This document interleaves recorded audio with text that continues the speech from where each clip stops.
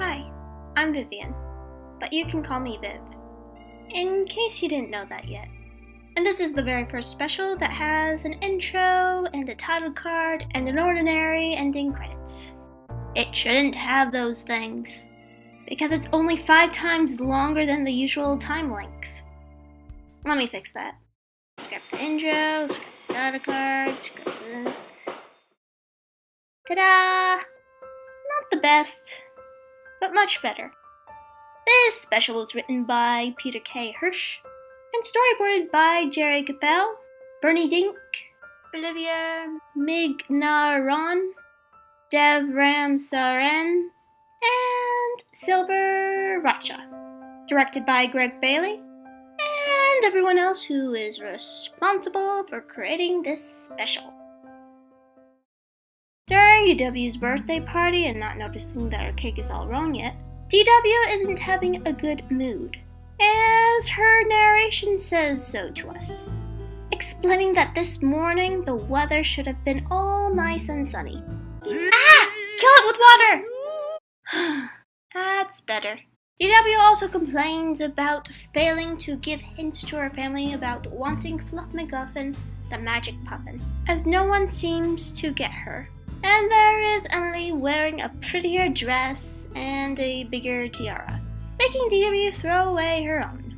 Bud keeps winning every game, the Tibbles are being the Tibbles, and the cake is the opposite of what DW wanted.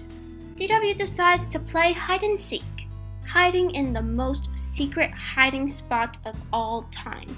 So secret that no one knew about this place in the Reed house until this very special aired. It turns out that DW's narrating to us was just her talking to Nadine. Meanwhile, on a field trip, Arthur is happy not being able to go to DW's birthday party. And the thing that he plans on giving to DW is a lame birthday card that happens to be the wrong one. He forgot to get her a proper birthday present and decides to get some chocolate. Nadine gives DW a very, very special birthday present. A ticket to Ukapanga. Fun fact, the reason why I decided for this special to be uploaded this month is because when you put Ukapanga in Google Translate, you get this.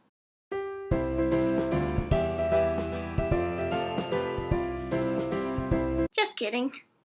Nadine says that she won the magic ticket from Rumpelstiltskin in a game of Crazy Eights. That doesn't sound like a good sign.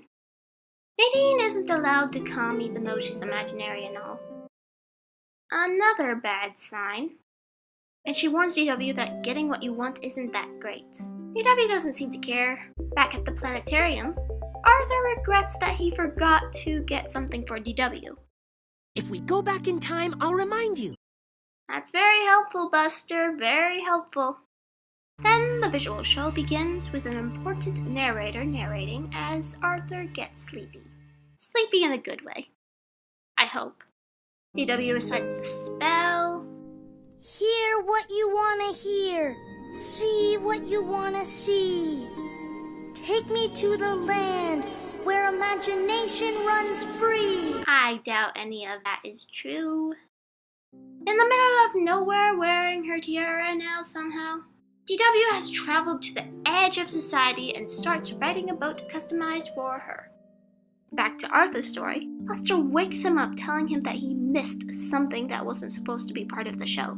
Ratburn explains that they went through a wormhole that made them travel 4 years into the future. But to them, it has been an hour, meaning that each 15 minutes of that hour was 1 year. Crazy. Arthur eventually comes home and is greeted by who he thought was DW with different hair. But it's actually Kate. He is welcomed back home by his parents. Then Kate wants to show him Dora's room. Dora?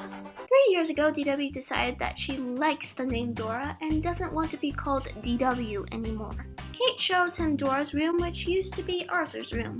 Kate complains that Dora always does homework, and she's glad that Arthur's back so she can have someone to play with. DW finally gets to the island, and she calls out for anyone that might be there. In fact, there is. Boris Sendek Monsters. Before they could attempt to eat her, she shows them the ticket, somehow making her the chosen one. Anyway, DW as the queen decides to have a feast with music and dancing. Arthur gets bored playing with Kate, and that is when she decides to play horsey. He objects to that horrible idea and suspects that DW told her about it. But Dora interrupts him, saying that Kate has discovered it all on her own. She greets him with a totally new look and style, and is much taller than Arthur. They watch a cool show together that's a spin-off from Bionic Bunny, and they both enjoy it. DW enjoys her beastly birthday as they sing and dance to music. Back at the present day, Bud finds everyone except for DW, and they continue to look for her as she enjoys a game of Ookabonga marbles for the 22nd time.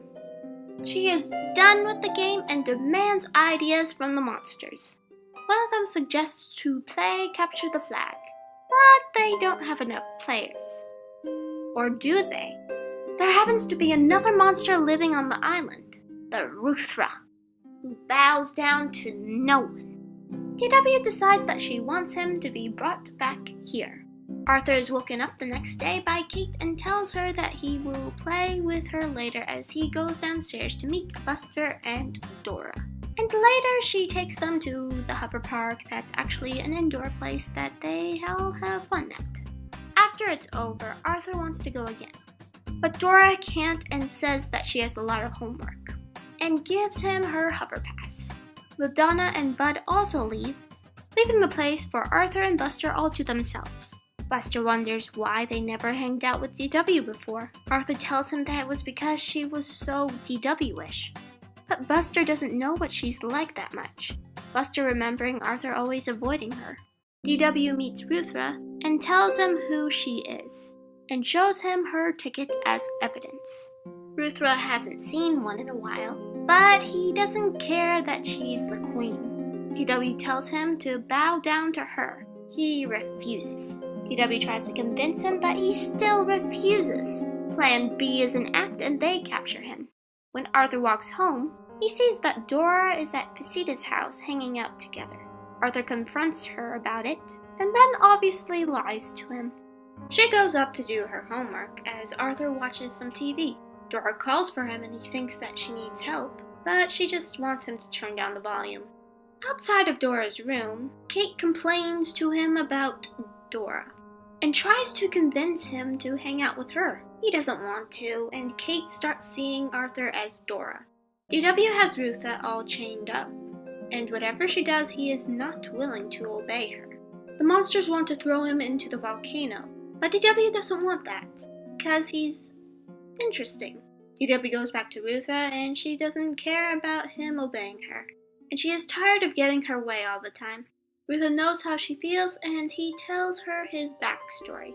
He doesn't point out that he was actually Arthur if DW hadn't guessed that already.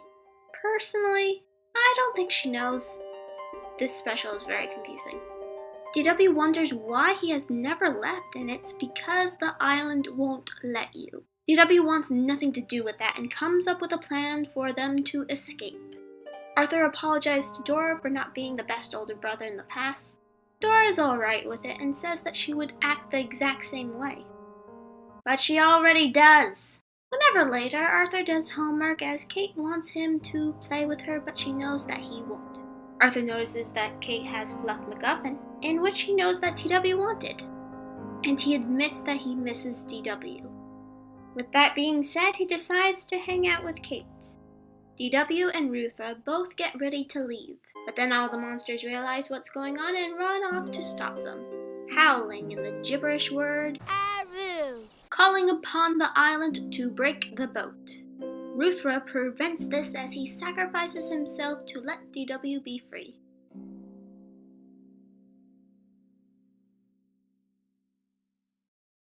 Arthur gets bored playing tea with Kate, and he stares into his empty teacup, seeing DW's sailboat being devoured by an ocean, as an echo of Ruthra's roar is heard in the background.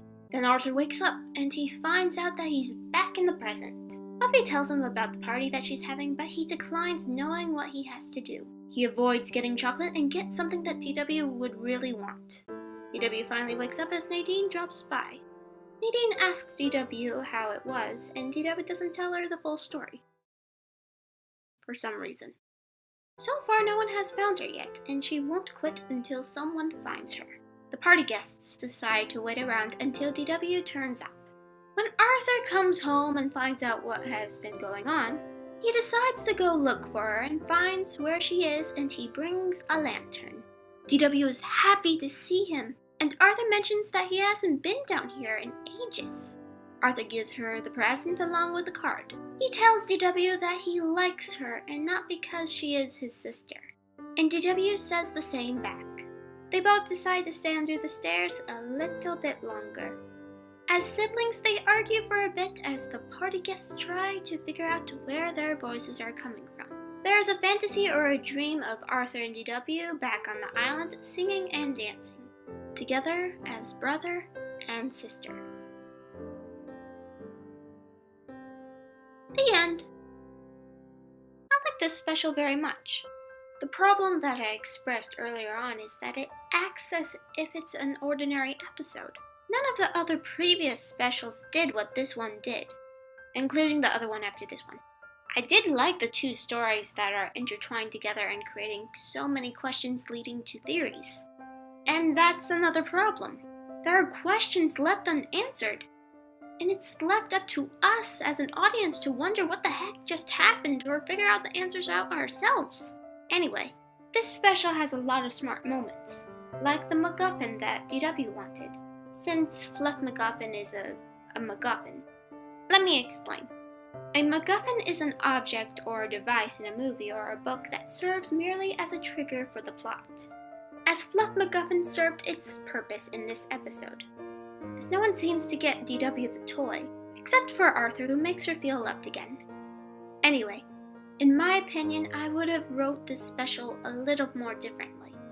It should have had more heart and more care, a few more rewrites to make it more powerful. That's just my opinion. Now, what grade shall I give this episode special? It's not great. Or bad. Maybe somewhere in the middle.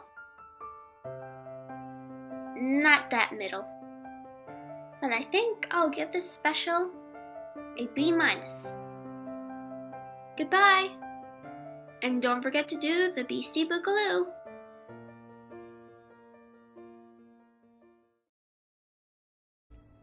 Do we get popcorn? Nope. A misdirect burn.